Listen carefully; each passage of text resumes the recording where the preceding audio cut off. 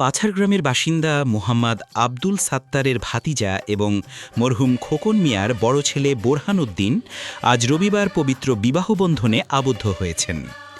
তিনি যোগীরডাঙ্গুরি গ্রামের সুলতান মিয়ার একমাত্র কন্যার সঙ্গে পারিবারিক ও ধর্মীয় আনুষ্ঠানিকতার মধ্য দিয়ে বিবাহ সম্পন্ন করেন।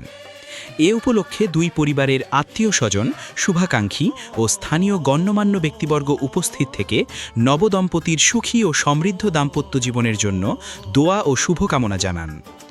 নবদম্পতির জন্য সকলের কাছে দোয়া কামনা করেছেন উভয় পরিবারের সদস্যরা। दिल का नजराना देने तेरे घर आया, मैं आया तुझको लेने, दिल के बदले में दिल का नजराना देने, मेरी हर धड़कन क्या बोले है, सुन सुन सुन सुन। साजन जी घर आए, साजन जी घर आए, दुल्हन क्यों शर्माए, साजन जी घर आए।